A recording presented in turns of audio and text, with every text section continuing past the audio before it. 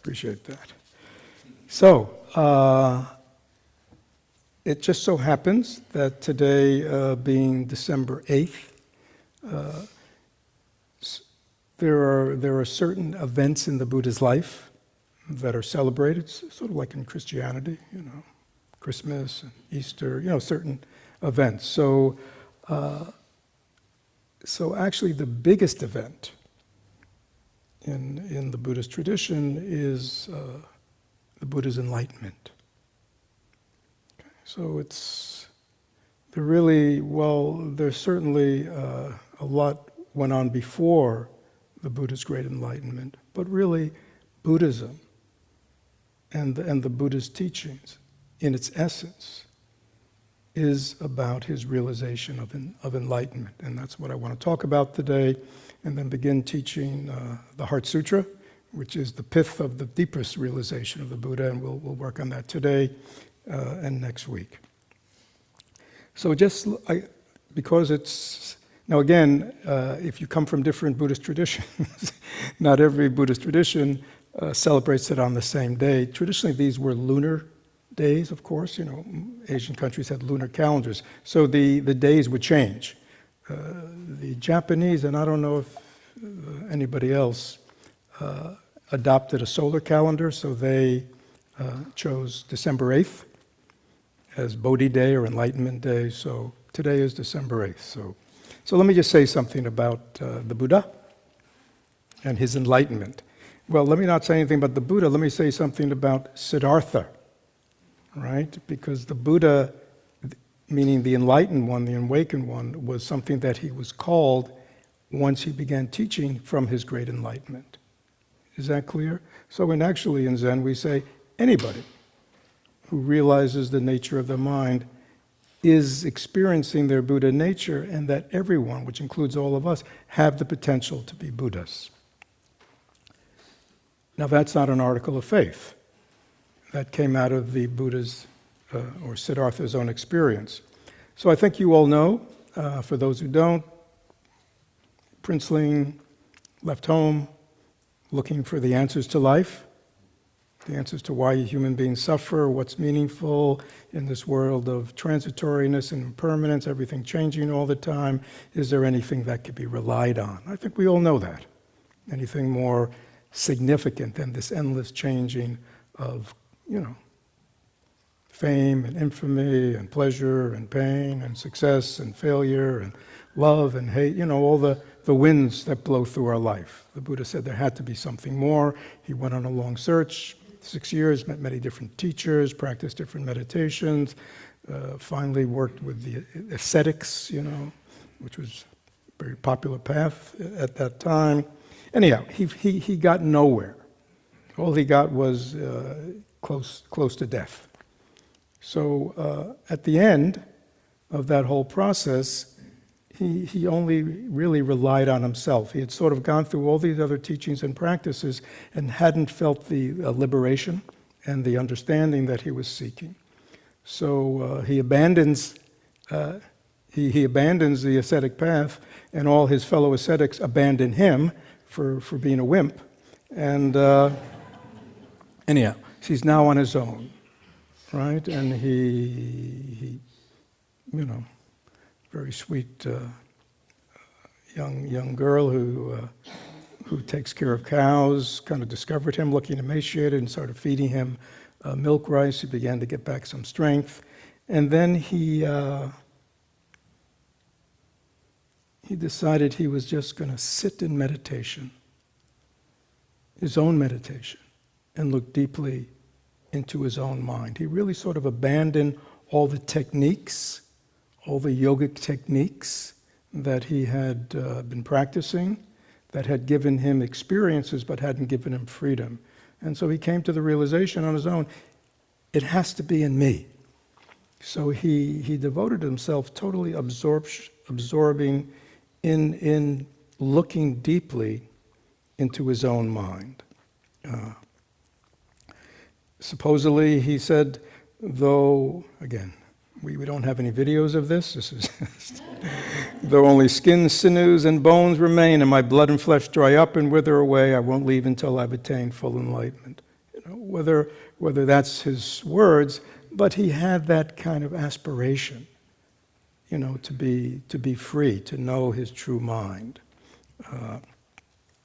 Now it's interesting, and I think we can all relate to this. We may not be Buddhas yet, but we do our best in meditation. That it was not in the beginning clear sailing. So he sits down with this great aspiration to come to enlightenment, to understand the nature of his mind. And guess who shows up? Mara. Mara in traditional Hinduism is the sort of a wrathful-looking deity, but he's the manifestation of delusion. Right? He's the force of delusion. Everybody know what delusion is? It's that voice we hear inside us giving us bad advice all the time, right? So he is own. So Mara shows up, and Mara only has one purpose: to get him out of this meditation and to sabotage his aspiration.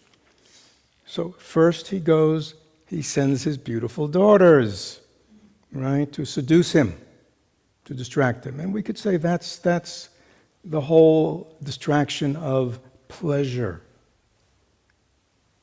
Anybody know about that distraction? Sensuality. Why is it so seductive? Because it's immediate. See? It's immediate. So many times people will say, well, I'm sitting down to meditation, I know I should meditate, but then they get this, but this would be, or else you're in your meditation, you think, oh, this would be so nice to do, right? So we are so easily seduced by the mind that offers us immediate gratifications or pleasure. Everybody know what I'm talking about? Yeah, and it is the easier route, and it's a very human route. But at this point, it's a distraction if there is something else you want to accomplish. And we all know that. We all have dealt with situations in our life where we know there's something to accomplish, but our friends say, well, why don't you come out and let's go out and have a good time, right? Or let's go do this, or let me see what's on Netflix. I know I got this thing to be done, but everybody know what I'm talking about. So to the Buddha, he was not seduced by these pleasurable, sensuous visions.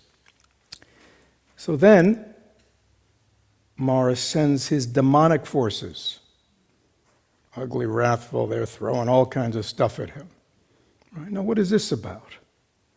This is the mind of anger, which is also very disturbing, and the mind of fear. Right? So Mara is doing his best to get him off his cushion, get him off his purpose by, again, fearful images, angry, all that kind of stuff. And the Buddha, is immovable.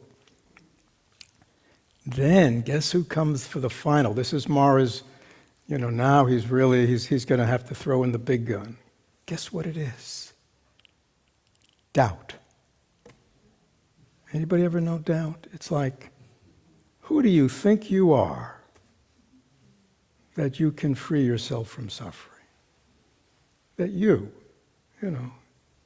can do this. You're just Siddhartha, you're just a ordinary person. This is for the big leagues, right? These are for the great beings. Who do you think you are? And so he really, and I think, does everybody know in their life, doubt? Right, and many people who come to the path and begin meditation think, oh, I will never have a quiet mind. Anybody ever have that thought? It will never settle down. I will never be able to transform, my wounds from childhood. I'll never be able to heal we have all this doubt, right? And so Mara threw that. And supposedly, the Buddha simply, very calmly, took his hands out of the meditation posture like this and reached his hand down and touched the earth. And if you look at this Buddha image behind me, you'll see that's called the earth-touching mudra. And it supposedly symbolized that the Buddha, he didn't say anything, but he just touched the earth, and the earth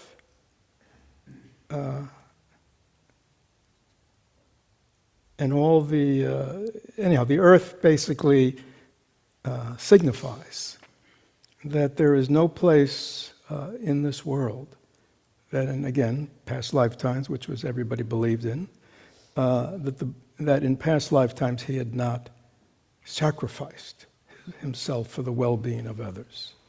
In other words, he had gone through all the requisite trainings in prior lifetimes that allows him in this moment to sit on this seat and aspire to be a Buddha, because a Buddha is not just simply an enlightened person. A Buddha is also somebody who is dedicated to liberating all beings from their suffering. So it's a great vow.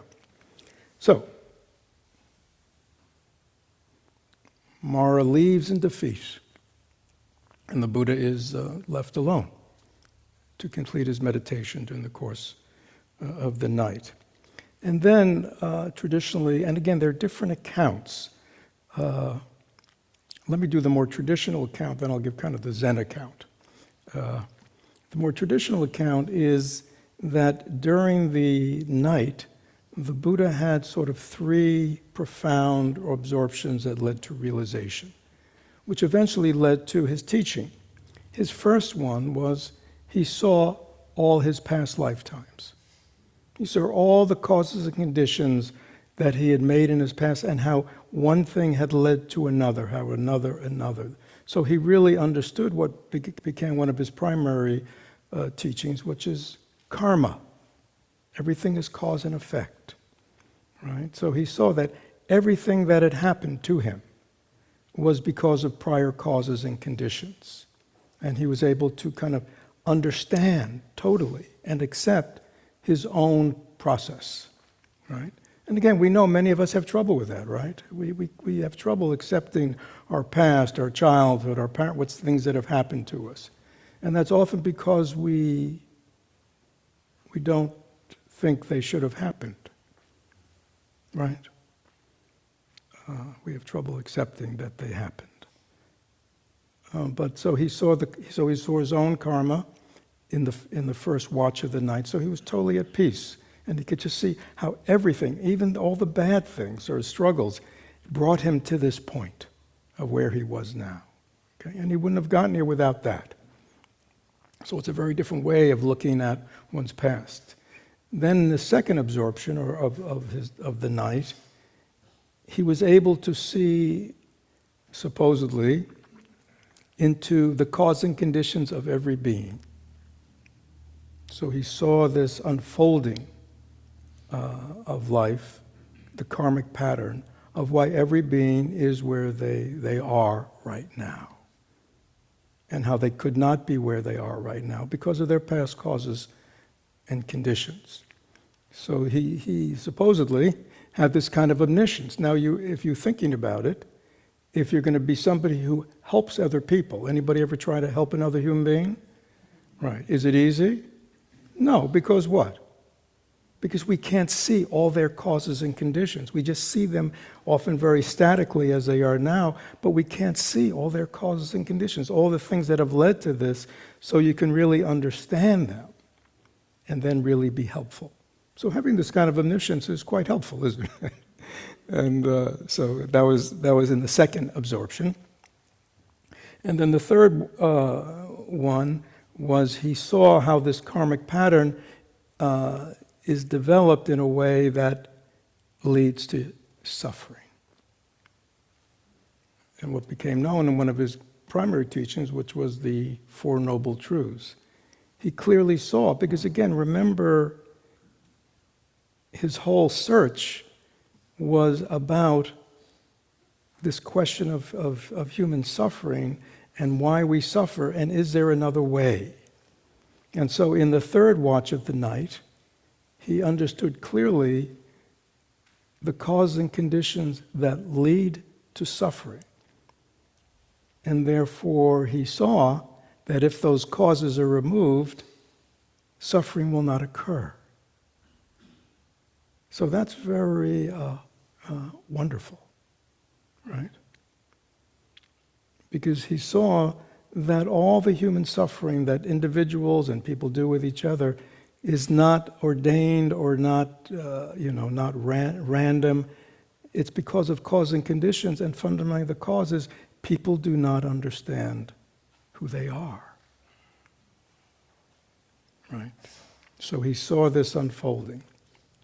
Now, in the traditional accounts, this was his great, these kinds of understandings, right, was his great enlightenment. He really saw the causes of human suffering, and he saw the potential for another way that would create human happiness and well-being. Now, and it led to his enlightenment. Now, in the Zen tradition and the Dzogchen tradition, the emphasis is less on these consecutive three unfoldings of realization, but on a direct perception of his true nature. He was able to see through, all the, and if you know that from meditation, you realize that not only is our mind clouded by endless thoughts and feelings and and all the nonsense, right? But underneath that, all of us have these fundamental beliefs about who and what we are, and who and what the world is. We have these kind of we're not even realize that we are endlessly filtering the world through our own constructs. Now, in his deep meditation, he went through those constructs and touched into this, what was called his true nature, his Buddha nature. He realized that the whole fabrication of a separate self was a delusion, and that in truth, everyone is interconnected. Everyone is part of a greater whole. And that the nature of mind and experience is very spacious and open. It's not constricted. When you live in the world of self, when you live in the world of delusion, life is very constricted, i.e., lots of drama. But when you break out of that, you see another way of living. And so there is one longer statement that supposedly, so after this whole night of all these different absorptions, supposedly just in the morning he looked up and he saw the evening star, and in that moment he was enlightened. The whole thing. And one traditional account has him saying, again, it wasn't videotaped, so we don't have proof. It was, this thing was passed down orally until, all right. He said, I wandered through the rounds of countless births, seeking but not finding the builder of this house. This house, of course, is this whole structure of self. Sorrowful indeed is birth again and again. O house builder, you have now been seen. You shall build the house no longer. All your rafters have been broken, your ridgepole shattered. My mind has attained to unconditional freedom. Achieved is the end of craving. End of craving means he knows he doesn't need anything outside himself. He's returned home to his true nature. He's gone, it's sort of like, like his image of the house. So if you can imagine a vast open plain of space, sky, right? And somebody builds a house, right? In the middle of all that vast spaciousness. They build a house. And they live in the house. Okay? And the blinds are always down. They think their whole world over time, especially if you're born in that, you believe what? Your whole world is what? The house. You don't see outside the house. Right? So that's like us. But if you could imagine all of a sudden the walls blown out, the roof blown out, all of a sudden you'd see what? Wow. Openness, space. This little world that I identified with is not the way things really are. So, yeah. Now, in the Zen tradition, and again, this is very important, it's a little more pithy. When he saw the morning star and everything broke open, the Buddha is said to have exclaimed, "Wonder of wonders! All beings are Buddhas, endowed with wisdom and virtue. Only their delusions prevent them from attesting this." This is probably the hardest thing for us Americans to accept. Because we think we're what? What? We think we're what? What? We think we're God? Wow. You have unusual experience. We think we're flawed. We think we're neurotic. What else do we think we are? Flawed, neurotic, special, greedy, broken, separate, isolated. Well, we're individuals, separate from everybody else. Not good enough. Great one. What? Sad. What? Unloved. Anybody else? What? Just a normal human being. But that, yeah, just a normal being, whatever that means, right. But okay. Anybody else? What do we, when we think about ourselves? I think we're in charge. What? We think we're in charge. Think we're in charge, we run everything, a little ego running around, think he's running everything. Yeah, you're right. We all have that. So good. And we could go on and on.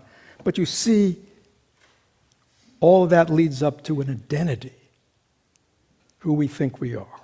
And basically who we all think we are is there's something flawed about it all, because it doesn't produce happiness and well-being.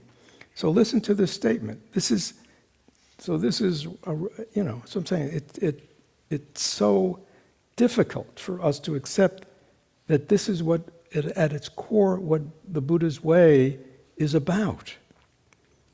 Wonder of wonder, all beings are Buddhas.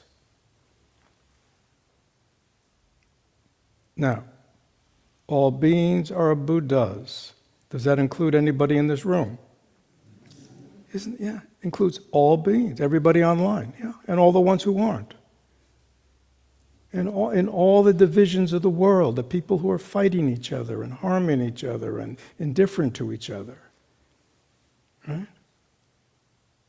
You're all essentially Buddhas, endowed with wisdom and virtue. It's very powerful.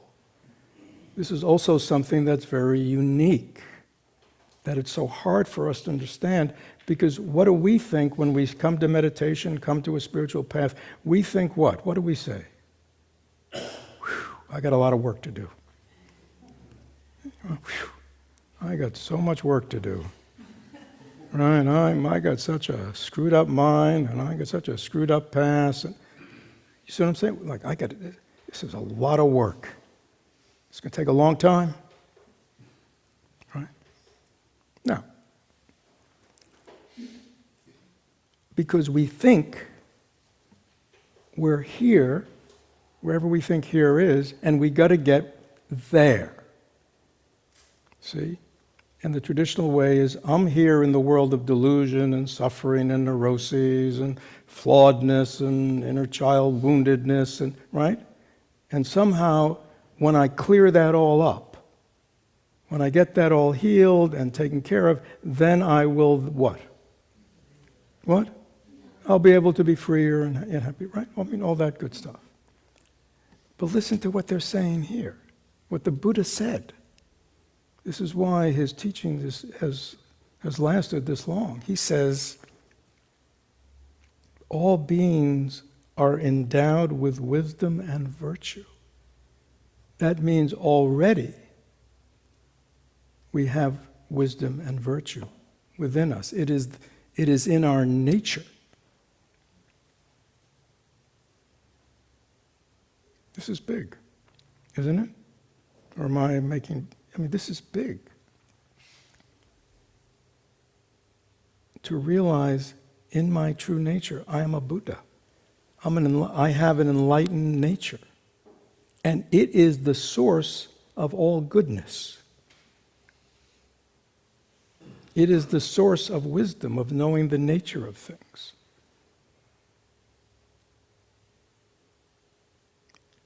So if you understand that and can accept that, it means that the spiritual life is not about getting, accumulating. It's about what? Uncovering what's already there. Is that clear? It's a very different process. And it's now you understand why traditionally in the Buddhist tradition, meditation is at the core, right? Because we're not trying to contact something outside of ourselves. We're not trying to contact a higher power outside of ourselves. We're not trying to find something that's not there, but I want to find so I can change. It's a matter of uncovering who and what I already am. And if it's right here, then you can see meditation, introspection, learning, meditation is the technology, we might say, of allowing us to begin to do what the Buddha did, which is stop all this endless looking and endless searching and endless going from one technique to another technique. And if there's anybody who loves new techniques, it's Americans. Right? Give me a technique. And once you kind of get a sense of that technique, people always say, well, what's the next technique? Give me more techniques.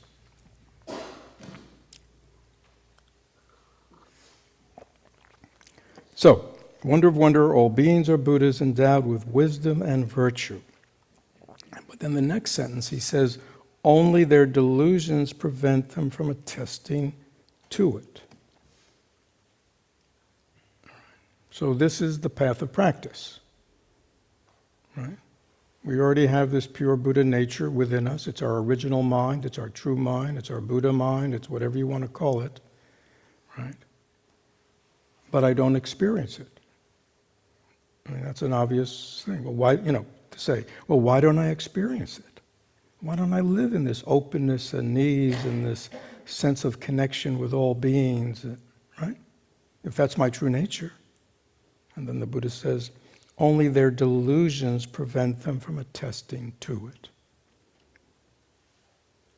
So the path, the spiritual path, is about freeing ourselves from our delusions.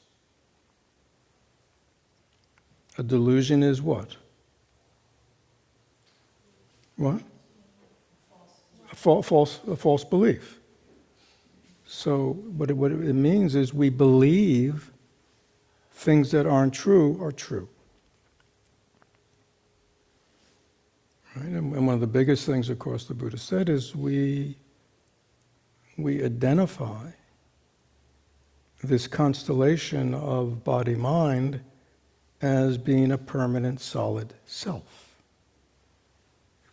which kind of brings us toward the Heart Sutra. Right? So we have to come out of our delusions. We have to begin to see things differently. Right? We see things separate. Like, take cause, so for example, permanence and impermanence. The Buddha said, based on his observation of reality internally and externally, said, everything is changing. Everything is just in motion. Right? That's observable.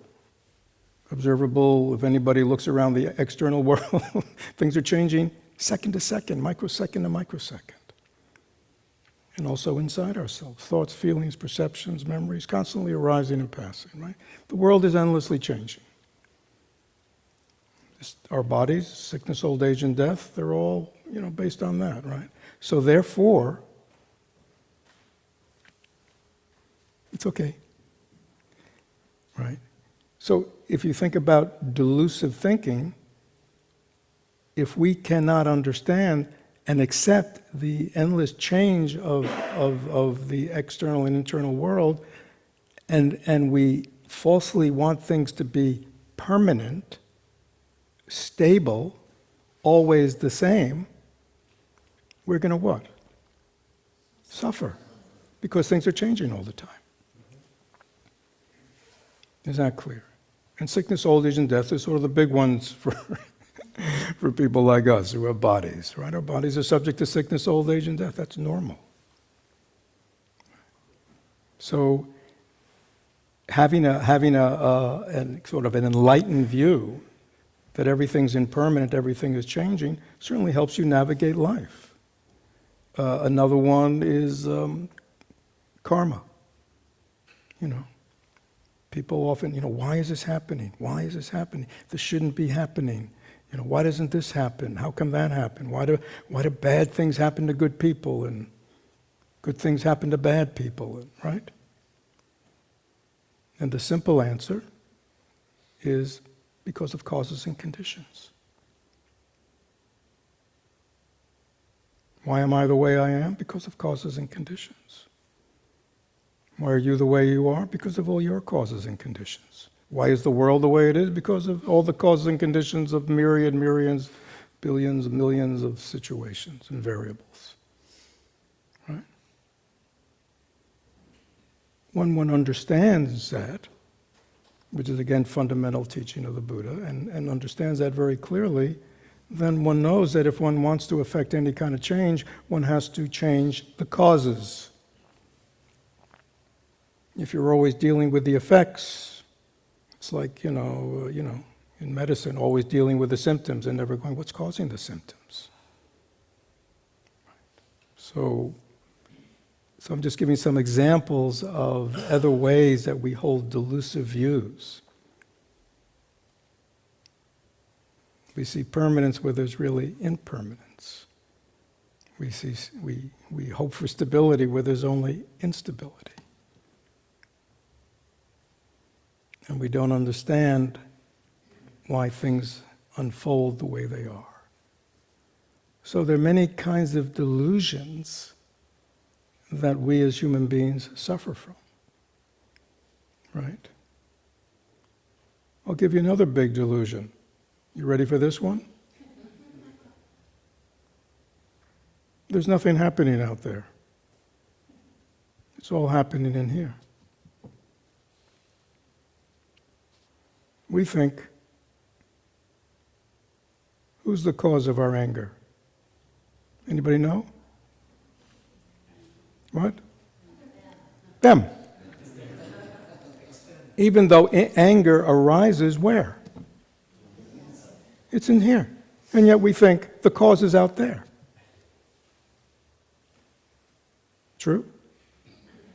Why am I afraid? Why am I worried? Because of that. But fear and anxiety, worry, arises where? What? Inside. In our minds. Sadness, loss, all these things, all these realms of emotions, afflictive emotions, they're all arising in my body-mind, nowhere else.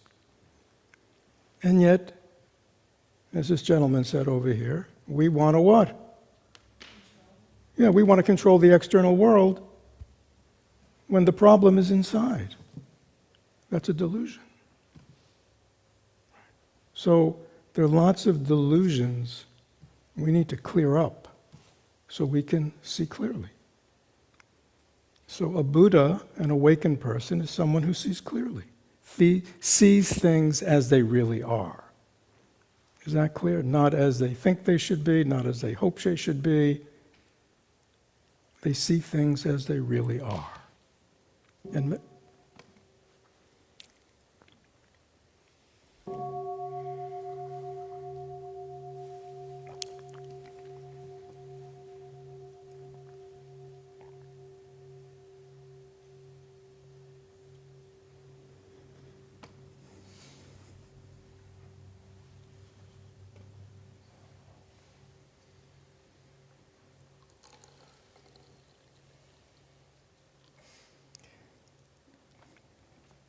So this seeing things as they really are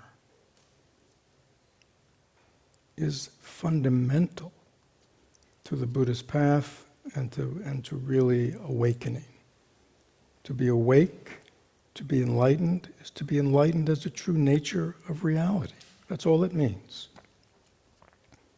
When you are deluded about the true nature of reality, you're a normal human being. Right? When you're enlightened to the true nature of reality, you're a Buddha. And we all have that potential. But again, we have to go through a process of, we might say, of purification that allows us to see clearly. Right? We need to clean our glasses up.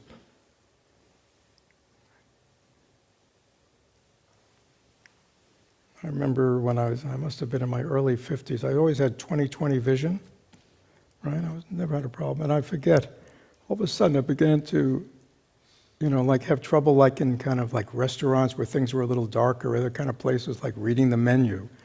And I thought the problem was the lighting, I mean, it was very interesting. And then I was out to dinner with some people, and I was kind of, complaining about the lighting. I couldn't read the menu, and whoever it was at the table said, "Try these," and they took off their glasses and gave me the glasses. It was an epiphany. The problem was here, right? But I thought the problem was out there. And that's, to me, very indicative of the way we live our life. It's hard for us to imagine that it's the way we're seeing things is distorting, the way we're seeing people, the way we're attributing cause to people, the way we won't accept them as they are. It all comes from our delusive beliefs. So in terms of understanding the true nature of things, or how things really are, the probably most profound is the Heart Sutra. The other teachings like impermanence, and even some teachings around non-self, law of cause and effect, just the transitoriness of so much of life and pleasure, are all, I think, readily accessible to anybody who, has any kind of introspective mind, just kind of steps back. They're not that hard. The empty nature of reality, and form is emptiness and emptiness is form, takes us to a whole new level, okay? But before I get there, any questions about what's been shared today? This way, okay? In the hall, you hold up your hand like that, and we'll bring around the mic. And if anybody online, you just chat it in, and Dee Dee's up there, and Dee Dee will get my attention. So anybody in the hall have a question? Back in the back?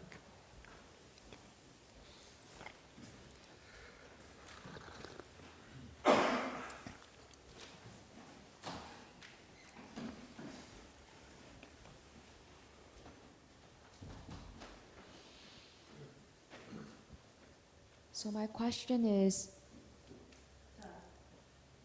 by that logic, is it? Yeah, I think, yeah. By that logic, are all animals also Buddhas? And can they transform in that lifetime, or do they have to wait until they become humans to be enlightened? Yeah, so the problem with animals, from a point of view of realization, is they have limited capacity for introspection.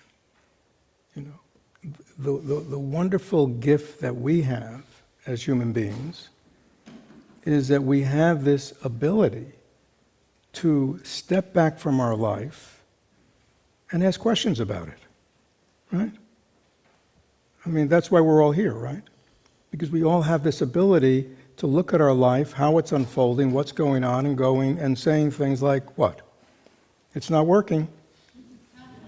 You see, that's because we have this capacity of objectively, if we want to learn how to do it, to objectively look at the situation of ourselves or the world and ask questions about why things are the way they are. That's a great gift. Animals don't have that ability, right? You know, I mean, again, a dog doesn't, sit around thinking, what a stupid life. You know what I mean? I got to lay around all day, and then when he or she comes home, I got to start wagging my tail and doing all these things to make sure they feed me, and, I can't even eat anytime I want, I can only eat when they decide, and, if I got to go to the bathroom, I got to have them put me on this chain and walk me around. I mean, right? Anybody have a dog that ever thought like that? They don't have that capacity. They don't have that capacity. And that fundamentally is why we are so fortunate as human beings that we have this capacity to look at our life, especially the causes of our suffering, and choose a different option. As you know, animals, they just continue. I mean, it's not to say they don't have all kind of wonderful qualities. But they have a kind of dumbness.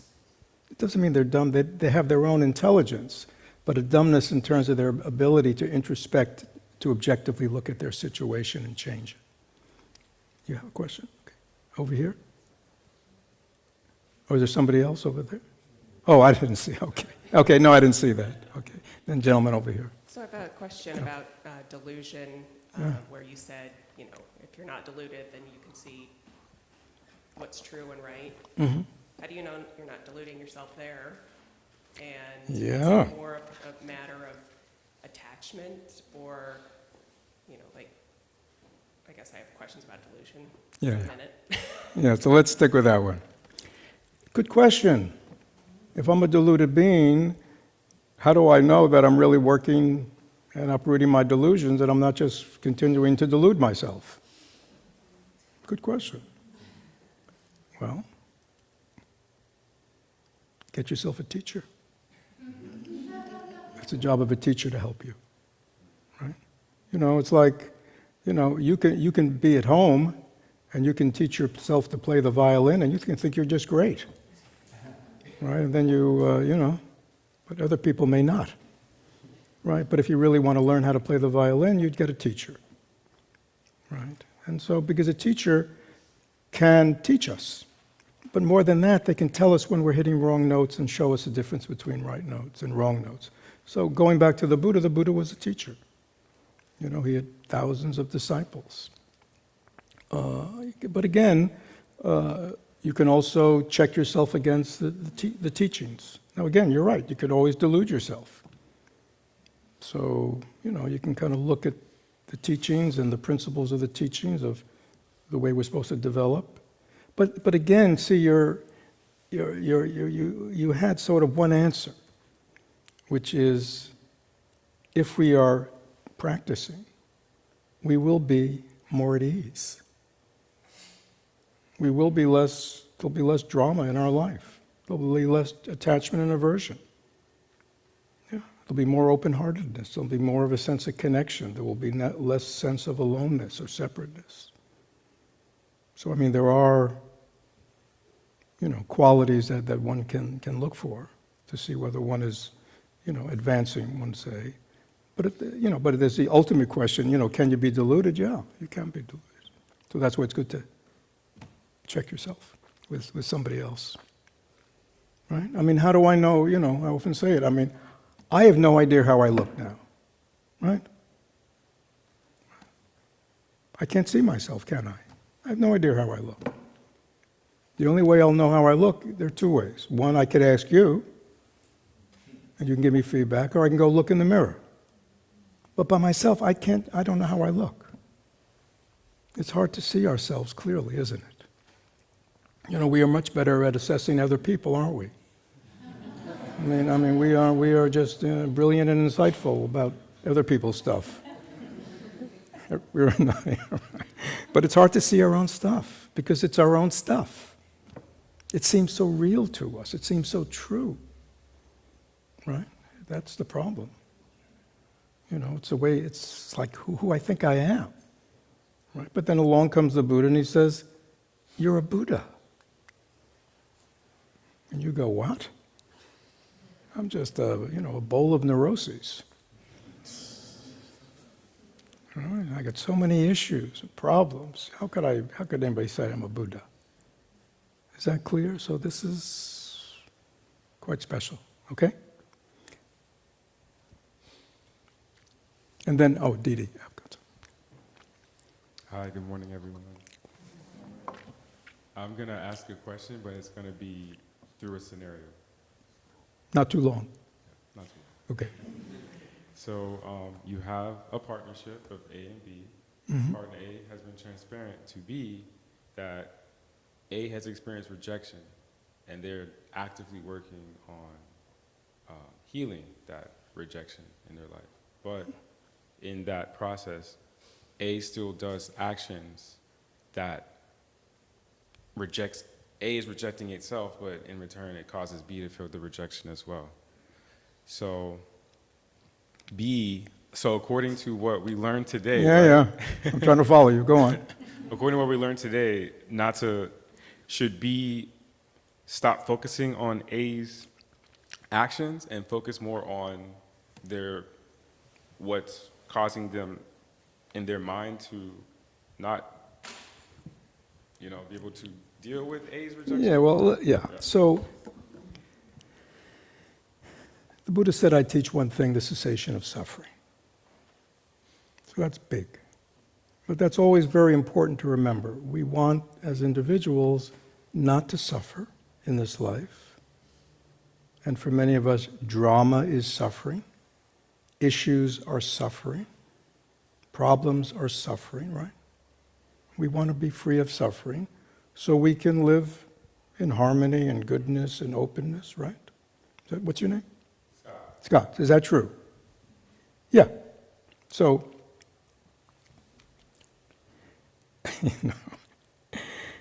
you enter the world relationship, you're entering the world of what? What? Trauma? Well, you're certainly entering the world of drama. Right? Karma. Yeah, karma, right. But we don't know that because we experience the drama, right? And rejection is a drama, but it's a perception, right? So the question you have to ask yourself is,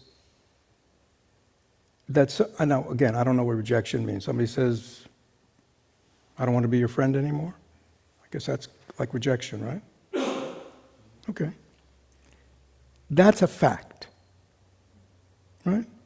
If it's true. Somebody said to you, Scott, I don't want to be your friend anymore. Okay? That's a fact, right? Like in reality, it really happened. Okay. That's a fact.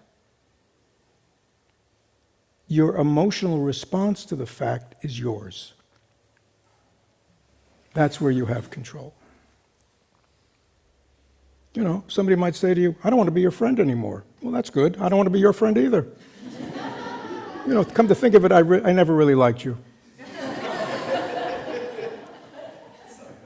Do you understand what I mean? I mean, somebody could respond to it very differently, right? But when we feel that hurt, right, that pain, it's because, it's another teaching in Buddhism, we were attached. We wanted it to stay the same. You see?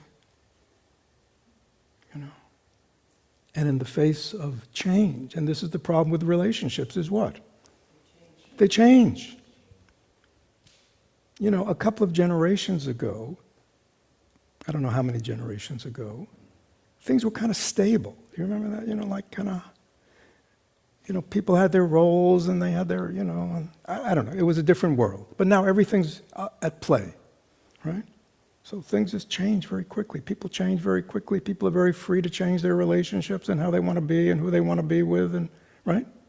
Well, I know I felt that way. I said that a year ago, but yeah, I've changed. Or you've changed, right? That's it, right? So if you live in a world where you want things to remain the way you want them to remain, i.e. permanent, you're going to suffer when they change.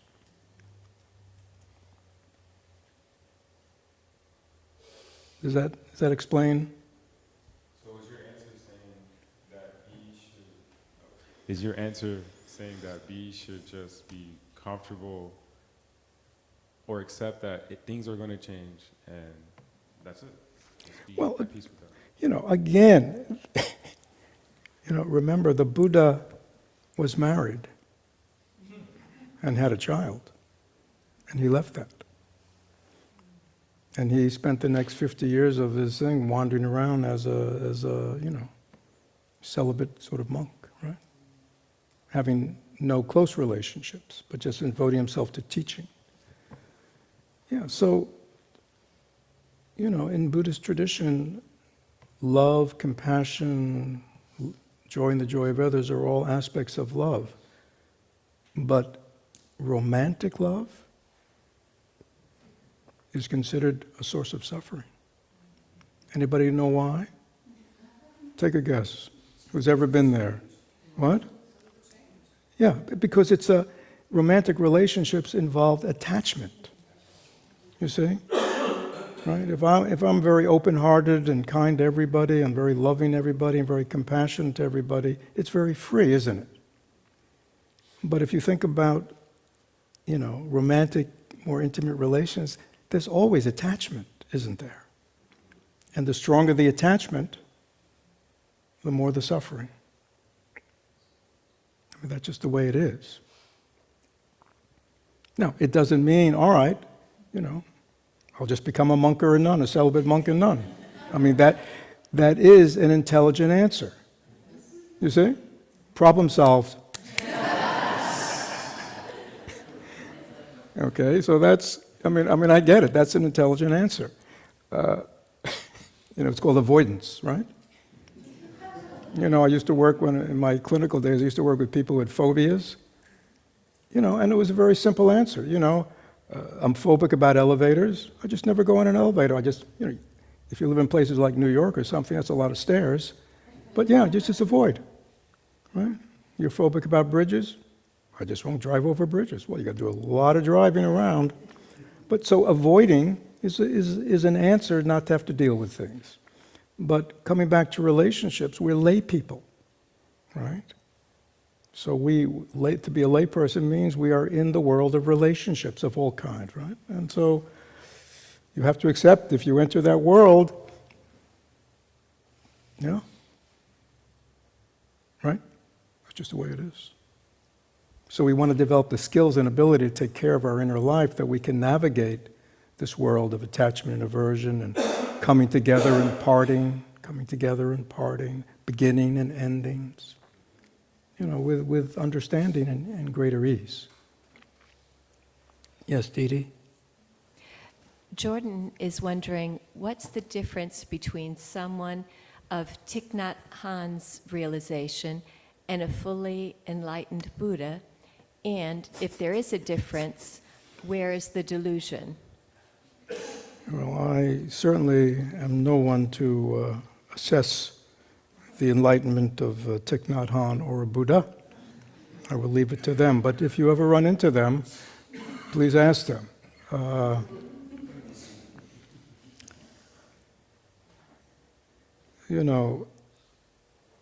And I've shared this before, but the Buddha once gave a wonderful teaching, sort of on this subject. And those who've been around probably heard me say it in the past, but in one sutra, I can't remember now, basically the Buddha comes to a village, and the villagers say to him, all your disciples, he would travel with his disciples, say that you're the Buddha, you're an awakened one. And they said, how do we know that? They said, actually, 4 weeks ago, some kind of wandering sadhu or something, came through here with his disciples, and they said their teacher was fully enlightened. You know, how do you know? And you know what the Buddha said? You don't know. But if you want to know, live with them. I thought that was very profound. You know, we deal in a time where we're always both, in religious circles, political circles, the way people present themselves, and then when the scandal erupts, you know what I'm talking about with politicians, it's like, oh, yeah, it's easy to act, right? You could watch some videos of the Dalai Lama, watch some videos of Thich Nhat Hanh, right? And if you're a pretty good actor or actress, you could what? What could you do? Copy them, imitate. True? Yeah. I mean, the difference between a good actor and a bad actor is when it's a good actor, you don't think they're an actor. You know what I mean? You believe they are that person, whoever they is. That's how good they are. And there are a lot of good actors out there, right? But eventually, it'll come out. Well, not always, right? Because somebody who is interacting with them sees another side of them that they don't publicly present. Is that true? It happens all the time. I mean, we may do it. Does everybody here present their secret self, their private self, publicly? Think about it. No. So, people do that just in generally. They don't live, with great authenticity in terms of their relationships. But, especially people who have some kind of power or seniority or something, they can be very, Yeah, so the Buddha, I think that's wonderful. The Buddha said, live with them. So you can watch them, see how they are. Okay? And then somebody said, well, what if you can't live with them? Then he said, well, then talk to those people who do live with them or her. Okay? Ask questions. I don't forget, there was a third or fourth thing. But observe, yeah. Yes. Because again, enlightenment is just a word. If someone is truly enlightened, it's how they live. There's a great little anecdote in Zen.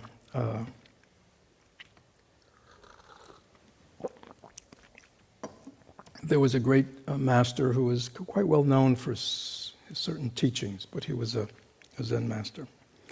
And some monk comes to the monastery and asks admission.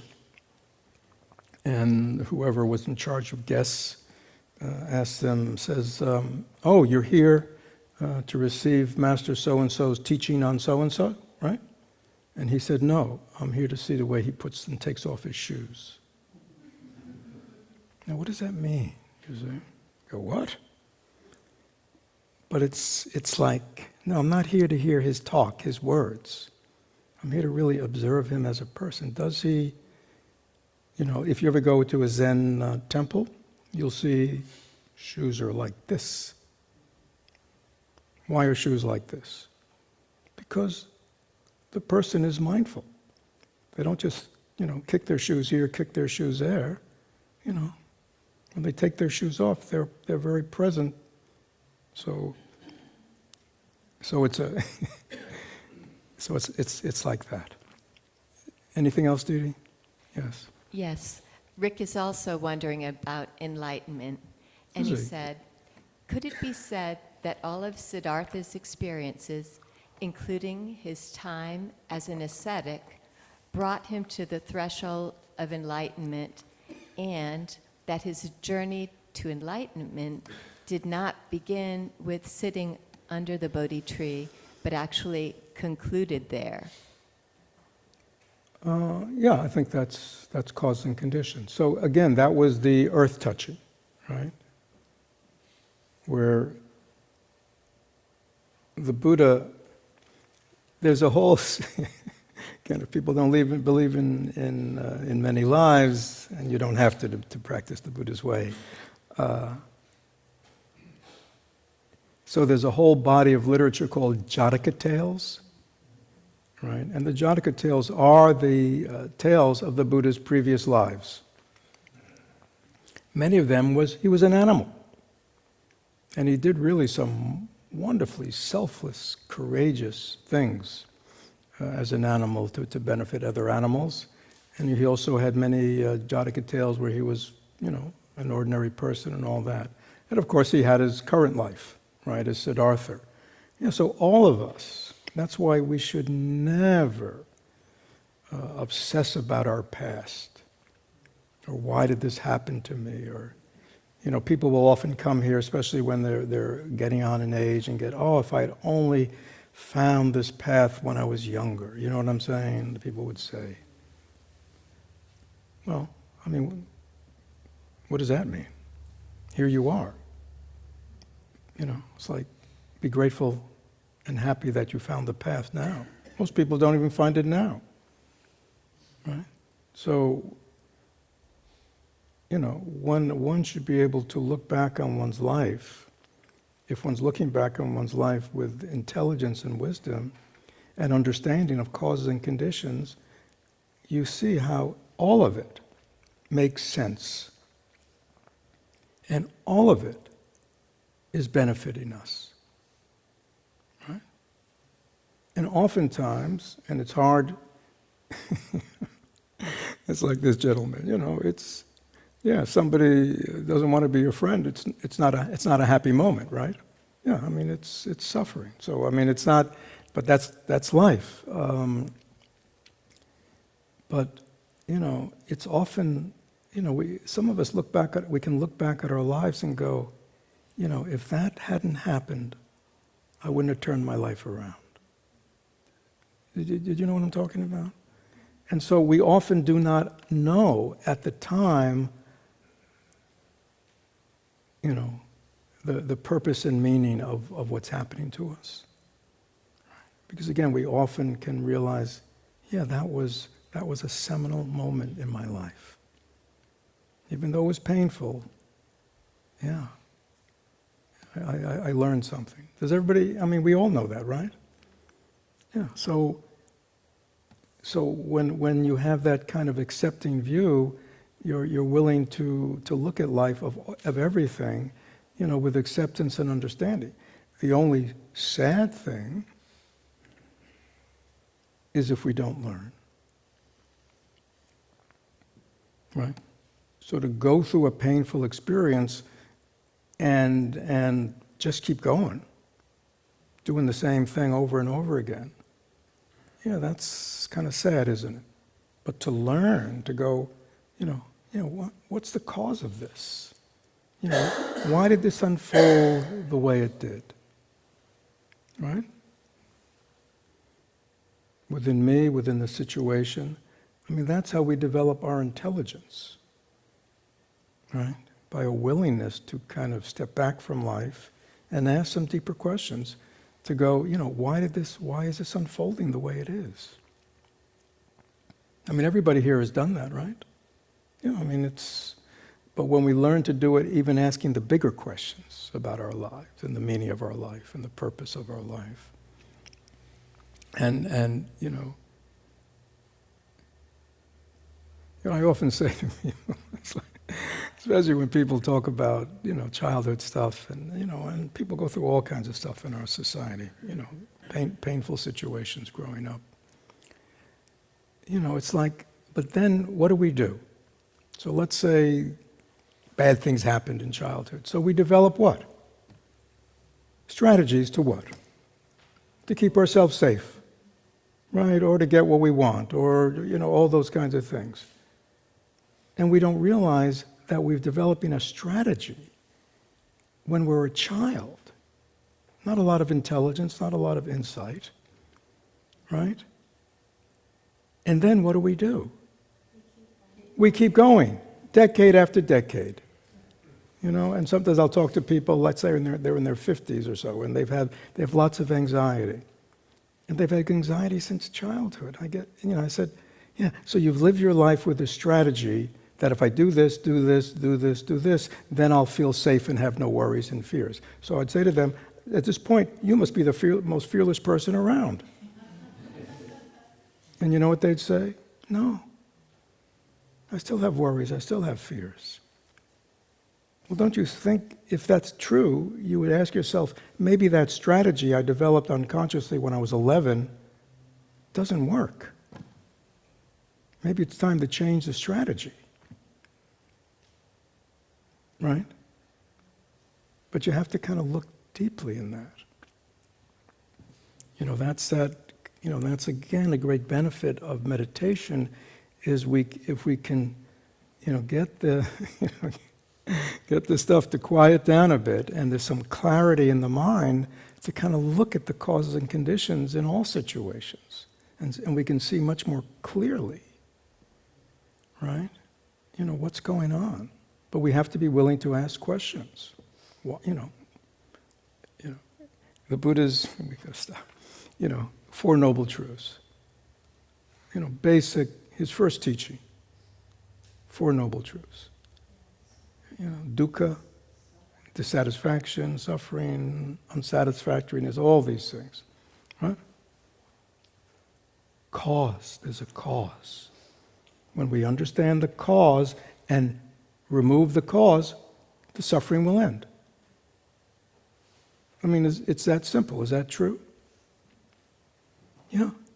But we have to be willing to look, what's the cause of my suffering? And as long as we think the cause is out there, our suffering will never end, will it? Now, once we understand the cause is in here, it's how I'm relating to life or dealing with something, that doesn't mean our suffering's going to end, but it means I now know where to look. Right? I know where it's coming from. And this is like transformative. Right? As long as I think the problem's out there, or the problem's my childhood, or my problem's this, we're always what? In our modern parlance, we're the victim. The victim of life, the victim of others, the victim of our past. And victims have what? No power. Powerless. This teaching is very empowering. It says coming back to what we're here for today. We all have the potential to be a Buddha. We all have an enlightened nature. I mean, what could be more positive and hopeful than that? But it's hard for us to believe that. Because we don't grow up with this teaching, we grow up with more psychological teachings. But we have to realize that the Buddha's teaching is much deeper than what we're used to. And it's not a belief system. It's a way of living, it's a way of perceiving things, so it's a different, and we're not used to paths, real spiritual paths that are transformative. We're used to what? A little change. Right?